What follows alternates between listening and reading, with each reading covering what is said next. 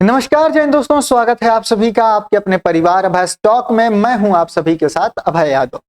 साथियों, पिछले दिनों आपने देखा है कि किस तरीके से अमेरिका ने मात्र 1.5 से 2 घंटे के अंदर ऑपरेशन किया और उस ऑपरेशन में वेनेजुएला के जो राष्ट्रपति मादुरो हैं इनको यहां पर किडनैप कर लिया गया। एक तरीके से कहा जाए तो उठाकर वहां से लेकर चला गया अमेरिका।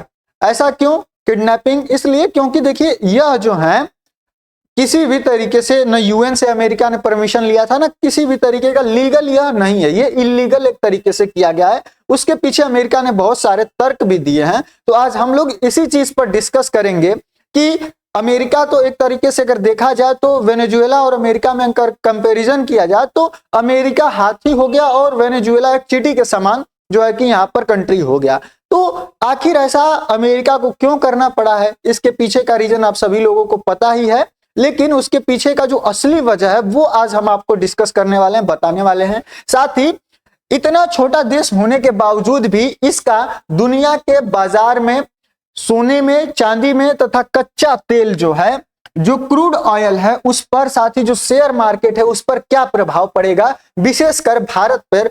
आइए इस चीज को इस वीडियो के माध्यम से समझते हैं। उससे पहले आप सभी लोगों से एक छोटी सी रिक्वेस्ट है मेरे साथियों, कई दिनों से हमारी तबीयत जो है कि वो ठीक नहीं थी, जिसके वजह से यहाँ पर कंटिन्यू सेशंस आप तक नहीं पहुंच पा रहे थे, लेकिन अब से हम ट्राई करेंगे कि कंटिन्यू सेशंस आप तक पहुंचे। उसके लिए आप सभी लोगों से एक छोटी सी गुजारिश है कि अगर आप चैनल पर नए हैं तो कृपया करके सब्सक्राइब कर लीजिएगा, और अगर आप पुराने मेरे साथी हैं तो इसको अन्य भी दोस्तों के साथ शेयर कर दीजिएगा इस वीडियो को, ताकि जो रीच है चैनल की वो फिर से अपने जगह पर आ सके। ठीक है, चलिए स्टार्ट करते हैं ज्यादा समय आपका न लेते हुए। साथियों देखिए, यहाँ पर ये 4 जनवरी 2026 को हेडलाइन बनी कि US attack Venezuela, what does it mean for gold, silver, crude oil prices and the Indian stock market. सबसे बड़ा सवाल यही है कि वेनेजुएला पर हमला हुआ, उसके प्रेसिडेंट को अमेरिका ने जो भी किया उठा ले गया, जो भी कर रहा है वो अलग चीज है, लेकिन उसका असर जो सोना है, जो चांदी है और जो कच्चा तेल है, कच्चा तेल आप समझ लीजिए कि आगे मैं आपको दिखाऊंगा डाटा। वेनेजुएला के पास इस धरती पर सबसे अधिक जो है रिजर्व अभी तक ज्ञात जो है कि तेल का भंडार है, भले ही वो निकाल नहीं पाता है अमेरिकी सैंक्शंस की वजह से। उसके पास जो सुविधाएं होनी चाहिए, जो तकनीक होनी चाहिए वो नहीं है, इसके वजह से वो निकाल नहीं पाता है। ठीक है, तो इन सारी चीजों पर क्या असर पड़ेगा, साथ ही जो सबसे इंपॉर्टेंट है हमारे लिए कि इंडियन स्टॉक मार्केट पर इसका जो है कि कितना असर होगा। तो चलिए स्टार्ट करते हैं और इसको समझते हैं। देखिए यहां पर सबसे पहले कि captured Maduro arrives eight detention centre in US after strike on Venezuela reports. आप सभी लोग को पता है कि इनको यहां पर लेकर चला गया है अमेरिका, किस तरीके से पूरा मतलब आंख में पट्टी, और आपने अन्य जो फोटोज हैं वो भी देखी होंगी, लेकिन ये वहां पर भी ऐसे थंब करके दिखा रहे थे। तो ये सारी चीजें हुई। देखिए अमेरिका का क्या कहना है, इसको जो है कि हमला करने के पीछे का जो उसका तर्क देना है वो यह है कि हम लोगों के यहाँ ड्रग्स की सप्लाई बहुत ज्यादा वेनेजुएला से बढ़ रही थी, इसकी वजह से हमने यह जो है कि कदम उठाया है। लेकिन आइए इसके रियल रीजन को समझते हैं, क्योंकि जो रियल रीजन है वो कुछ और ही है। देखिए सबसे पहले विश्व का सबसे बड़ा सिद्ध तेल भंडार वेनेजुएला के पास है, और यकीन मानिए यह एक सबसे इंपॉर्टेंट फैक्टर है, और कोई भी खुलकर देश जो है इसके सामने आकर ये नहीं बोल पाएगा। क्यों? क्योंकि अमेरिका का दबदबा हर जगह है, और इस तरीके से तो वो अपना दबदबा और भी दिखा दिया है। साथियों इसके अन्य भी फैक्टर्स हैं, वो आगे डिस्कस करेंगे। सबसे पहले समझिए कि वेनेजुएला के पास विश्व का सबसे बड़ा तेल भंडार है, जो सऊदी अरब से भी जो है कि अधिक है, अब तक जो ज्ञात किया जा चुका है। आप यहां पर देखेंगे तो जो वेनेजुएला है इसके पास सऊदी से भी जो है कि अधिक यहां पर बैरल्स जो तेल है, तेल का जो भंडारण है, जो रिजर्व है वो इसके यहाँ ज्ञात है। भले ही ये उतना प्रोड्यूस नहीं कर पा रहा है, उसको निकाल नहीं पा रहा है। सऊदी यहां पर आप देखेंगे तो दूसरे नंबर पर यहां पर जो है कि आ रहा है। ठीक है साथियों, वेनेजुएला के तेल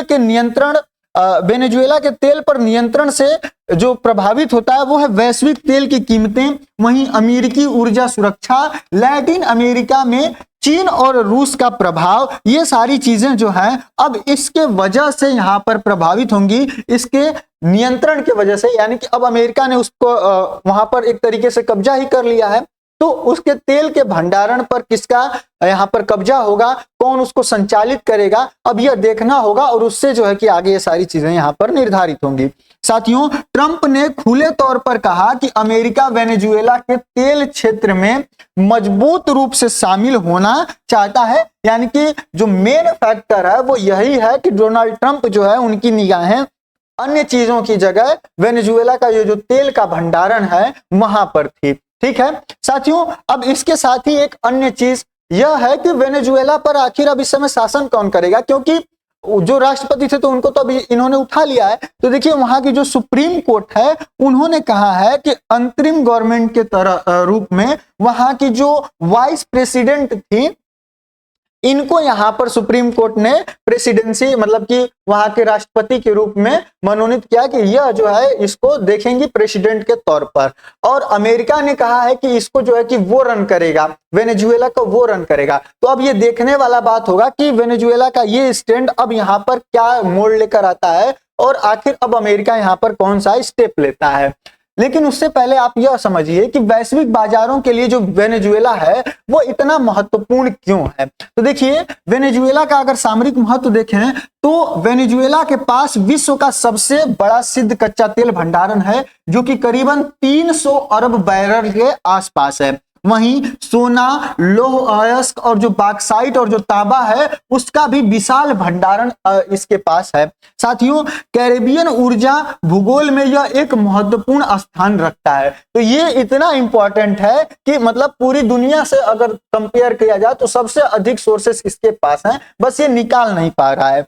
हालांकि वेनेजुएला का जो वर्तमान उत्पादन है वो कम है, लेकिन इसकी संभावित आपूर्ति बहुत अधिक है कि आने वाले समय में ये जो है कि इसको निकालेगा। साथियों, बाजार जो है वो केवल उत्पादन का ही मूल्य निर्धारण नहीं करता है, वे भविष्य के जोखिम और भविष्य की आपूर्ति नियंत्रण दोनों के का मूल्य निर्धारण करते हैं। यानी कि जो बाजार है उसकी जो कितना ऊपर जाएगा नीचे जाएगा क्या होगा, वो यही दोनों चीजों को देखकर, दोनों फैक्टर्स को यानी कि वर्तमान भविष्य दोनों फैक्टर्स को देखकर यहाँ पर डिसाइड होता है। तो इसलिए वेनेजुएला यहाँ पर इंपॉर्टेंट फैक्टर जो है कि है। साथियों, भू राजनीतिक उथल पुथल के दौरान जो तेल की कीमतें हैं वो इससे कैसे प्रभावित होती हैं। तो देखिए तेल की जो कीमतें हैं वो मुख्यतः 3 चीजों से यहाँ पर प्रभावित होती हैं। पहला है वास्तविक आपूर्ति व्यवधान से, दूसरा है भविष्य के व्यवधान की आशंका से यानी कि भविष्य में इसमें क्या व्यवधान आ सकता है, तीसरा है राजनीतिक जोखिम के प्रीमियम से।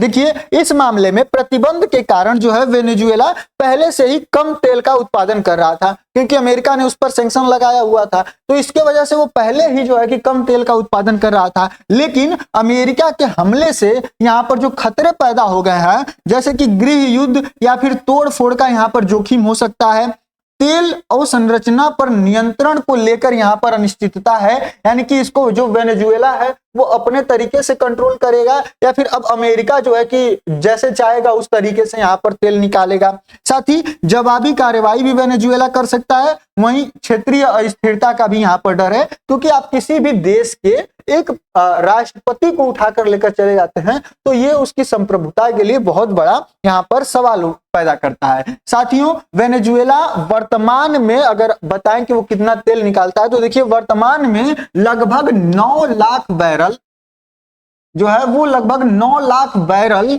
यहाँ पर कच्चे तेल और जो कंडेंसेट है उसका उत्पादन करता है जो पूरी वैश्विक आपूर्ति का लगभग 1% है। यानी कि पूरा विश्व जितना तेल खपत करता है खरीदता बेचता है उसका 1% जो है टोटल वेनेजुएला करता है अकेले।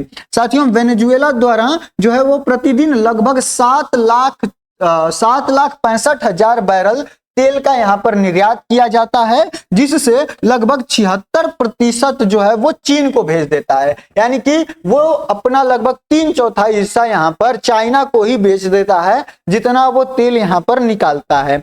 तो साथियों, ये यहाँ पर एक इंपॉर्टेंट फैक्टर है।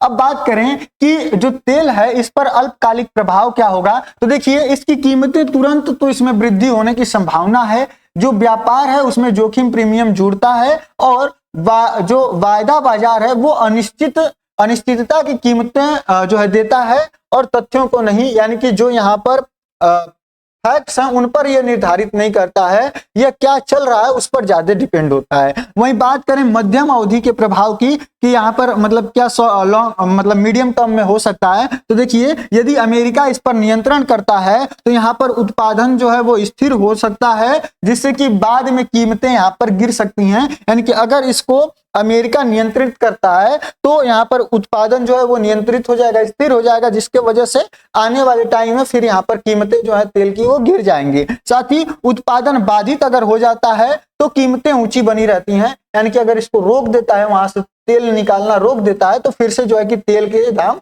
यहाँ पर बढ़ जाएंगे। साथियों मुख्य विचार जो है वो यह है कि तेल की कीमतें इसलिए नहीं बढ़ती हैं क्योंकि वेनेजुएला आज अधिक तेल की आपूर्ति करता है, बल्कि इसलिए बढ़ती हैं क्योंकि बाजार को कल के तेल पर अपना नियंत्रण खोने का डर होता है। यानी कि जो भी मार्केट है, चाहे भारत ही है, तो भारत ये देखता है कि उसके पास आने वाले टाइम में सोर्स कहां से आएगा, वो तेल कहां से लेके आएगा। जब उसको पता है, अन्य देशों को पता है कि वेनेजुएला से तेल नहीं मिलने वाला है आने वाले टाइम में, तो जो तेल देने वाले देश हैं वो क्या करेंगे कि अपने तेल की कीमतों को बढ़ा देंगे। तो इस तरीके से तेल की कीमतें यहाँ पर आज की बजाय कल को देखते हुए यहाँ पर बढ़ सकती हैं। साथियों अब बात करें कि युद्धों और संघर्षों के दौरान सोने की कीमतें क्यों बढ़ती हैं। यहाँ पर गोल्ड भी जो है अभी पिछले दिनों कितनी तेजी से बढ़ा है, सारे रिकॉर्ड्स तोड़ दिए इसने, तो यह क्यों यहाँ पर बढ़ता है। तो देखिए सोना किसी सरकार से यह यहाँ पर बंधा नहीं है, आपूर्ति श्रृंखलाओं पर यह निर्भर नहीं है,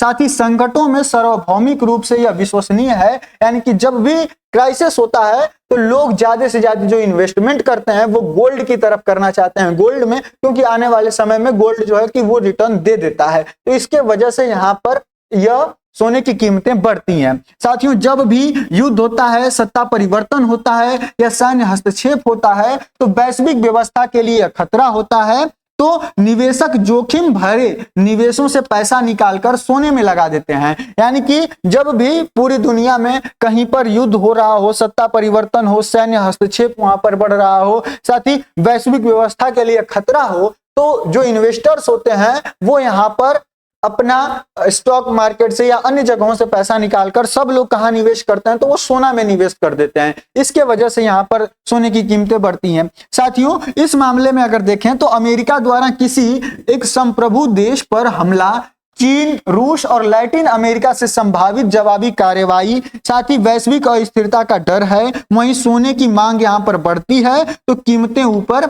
जाएंगी। यानी कि क्योंकि देखिए चीन को वो सबसे ज्यादा यहां पर तेल अपना एक्सपोर्ट करता था, तो चीन को भी दिक्कत होगी क्योंकि अब अमेरिका कब्जा कर लिया, और अमेरिका चाइना में क्या चलता है आप सभी लोगों को पता है। तो स्वाभाविक है कि चाइना इसका विरोध करना ही है उसको, और वो करेगा भी। तो हो सकता है कि वो लोग यहाँ पर जब अभी कोई कार्यवाही वगैरह करे तो इसके वजह से यहाँ पर सोने की कीमतें जो है कि और यहाँ पर बढ़ सकती हैं। इसी तरीके से चांदी भी है। खैर चांदी यहाँ पर थोड़ा सा मतलब बढ़ता तो सोने से ज्यादा तेजी से है, लेकिन ये गिरता भी उसी तरीके से है। क्यों? क्योंकि यहाँ पर आप जो जानते हैं इसका इंडस्ट्रियल यूज भी होता है, इसमें इलेक्ट्रॉनिक्स, सौर पैनल, ये सब बनाने में इसका यूज किया जाता है। तो इसके वजह से जो है इसकी कीमतें बढ़ती हैं, लेकिन ये उतनी तेजी से घट भी जाती हैं। तो कुल मिला कर यही बात है। वहीं भू राजनीतिक भय के दौरान सोने के साथ साथ यह बढ़ता है। सट्टेबाजी यानी कि जो शेयर मार्केट्स हैं उसमें इसमें लाभ मिलता है। साथ ही व्यापार चांदी को सस्ता सोना मानता है, यानी कि जो व्यापारी हैं वो मानते हैं कि जो ये चांदी है ये एक तरीके से सस्ता सोना ही है। वहीं चांदी अधिक अस्थिर क्यों होता है? तो देखिए सोने की तुलना में इसका बाजार छोटा है, साथ ही उद्योगों में यह प्रयुक्त होता है और आर्थिक मंदी के प्रति यह संवेदनशील होता है। वहीं अल्पकालिक वृद्धि की संभावना है। सोने की तुलना में यह अधिक अस्थिर होता है, यानी कि इसमें तेजी से अगर यह ऊपर जाता है तो फिर उसी तेजी से यह नीचे भी जो है कि गिर जाता है। वहीं जब सारी चीजें स्थिर हो जाएंगी तो इसमें तेजी से गिरावट भी जो है कि देखी जाएगी। अब साथियों बात करें कि तेल के माध्यम से शेयर बाजार पर क्या प्रभाव पड़ेगा, तो देखिए ओवरऑल यहाँ पर अगर जो ऑयल मूवमेंट है, अगर ये यहाँ पर जो तेल के दाम है वो बढ़ेंगे तो महंगाई बढ़ेगी, तो महंगाई बढ़ेगी तो यहाँ पर जो लोग हैं वो अपने इक्विटी को सेल ऑफ करेंगे। साथ ही जो ऑयल की वोलेटिलिटी है वो यहाँ पर जो है कि हाई VIX होगी, यानी कि यहाँ पर जो लोग हैं वो कम रिस्क लेना चाहेंगे। साथ ही एनर्जी स्टॉक की बात करें तो इसमें शॉर्ट टर्म रैली होगी, और जो एयरलाइंस लॉजिस्टिक्स हैं यहाँ पर इनको जो है कि लॉस होगा, क्योंकि तेल के जो दाम हैं वो यहाँ पर बढ़ जाएंगे। वहीं बात करें जो प्रमुख इसके लाभार्थी कौन होंगे, तो जो अमेरिकी तेल की कंपनियां हैं जैसे कि एक्स नॉमोबल और जो शेवरॉन है, इन जैसी कंपनियों को जो अमेरिका की हैं उनको फायदा होगा। साथ ही जो रक्षा ऊर्जा क्षेत्र है उनकी कंपनियों को यहाँ पर प्रॉफिट होगा। लेकिन अगर लॉस की बात करें तो विनिर्माण, परिवहन और विमानन और उपभोक्ताओं विवेकाधीन शेयर, इन सारी चीजों को जो है कि यहाँ पर लॉस देखने को मिलेगा। अब साथियों बात करें कि ये पैसा आखिर जाता कहाँ है, मतलब लॉस होता है, लोग मतलब शेयर मार्केट से पैसा निकालते हैं, तो ये आखिर पैसा टोटल जाता कहाँ है। तो देखिए, भू राजनीतिक संकटों के दौरान जो पूंजी है उसका प्रवाह सोने में हो जाता है यहाँ पर, साथ ही अमेरिकी ट्रेजरी बॉन्ड में होता है, अमेरिकी डॉलर में यहाँ पर लोग निवेश करते हैं क्योंकि इसको लोग स्थिर मानते हैं। साथियों, शेयर बाजार में इसका परिणाम यह होता है कि शेयर बाजारों से तरलता कम हो जाती है, यानी कि वहां से लिक्विडिटी कम हो जाती है और इक्विटी का मूल्यांकन यहां पर घट जाता है। वहीं ग्रोथ स्टॉक वैल्यू स्टॉक की तुलना में अधिक प्रभावित होता है, और यह इतना महत्वपूर्ण क्यों है, क्योंकि शेयर बाजार तरलता पर ही निर्भर होता है, और जब पैसा बॉन्ड और सोने में जाता है तो यह तो खराब कमाई के बिना भी इक्विटी जो है कि यहाँ पर गिर जाती है। यानी कि कंपनी सही चल रही है लेकिन उसके बाद भी जब लोग पैसा वहां से निकाल कर अब सोने में डालेंगे तो फिर वो यहाँ पर कंपनी की इक्विटी जो है कि वो गिरनी ही है। तो इस तरीके से यहाँ पर लॉस होता है। ठीक है, वहीं अगर रक्षा शेयरों में वृद्धि क्यों होती है इसकी बात करें तो देखिए, आप लोग नोट करेंगे कि जब भी पूरी दुनिया में, अब ऐसा लगता है, अभी क्या लग रहा था कि हर जगह शांति है, कहीं पर भी जो है कि वार जैसी सिचुएशन से नहीं बन रही थी, एक यूक्रेन रशिया वाला चल रहा था, तब अमेरिका कुछ ना कुछ ऐसा जरूर कर देता है जिसके वजह से जो है कि रक्षा क्षेत्र में अन्य देश यहाँ पर सदमे में जाएंगे, डर में जाएंगे। सोचिए, वेनेजुएला के साथ अब जो उसके अन्य पड़ोसी हैं या फिर जो अन्य देश हैं उनको भी ये खतरा लगेगा कि कोई अन्य देश उनके साथ ऐसा ना कर दे, तो इसके लिए वो हथियार खरीदेंगे। अब हथियार बेचेगा कौन सबसे ज्यादा? अमेरिका बेचेगा। तो एक तरीके से देखा जाए तो ये अमेरिका क्या करता है कि वो चाहता ही नहीं है कि पूरी दुनिया में शांति बनी रहे। क्यों? क्योंकि अगर पूरी दुनिया में शांति बन जाएगी तो फिर उसके पास कमाई का साधन क्या होगा? क्योंकि वो जो सबसे ज्यादा कमाई का उसका साधन है वो एक तरीके से रक्षा वाले जो भी आपके उपकरण हैं, मिसाइल्स हो गई, फाइटर जेट्स वगैरह हो गए, तो इन जगहों पर आपने भारत पाकिस्तान युद्ध वाला भी देखा था, तो उसमें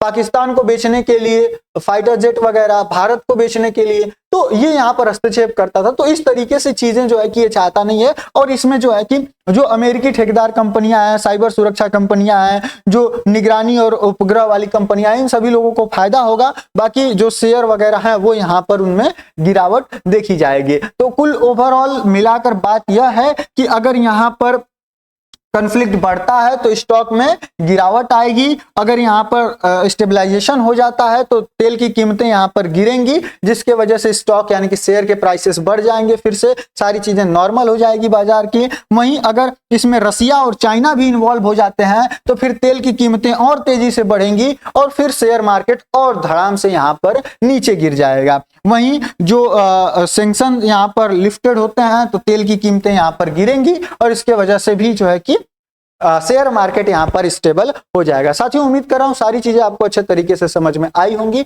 अगर आपको हमारे लिए कोई सुझाव देना हो तो कमेंट सेक्शन में जरूर दीजिए, हम उसका स्वागत करते हैं। बाकी मेरे साथियों, अपने छोटे भाई को प्यार जरूर दीजिए, अगर चैनल पर नया है तो सब्सक्राइब करिए। बाकी हम मिलते हैं अगले वीडियो में किसी नए टॉपिक के साथ, तब तक के लिए जय हिंद, जय भारत।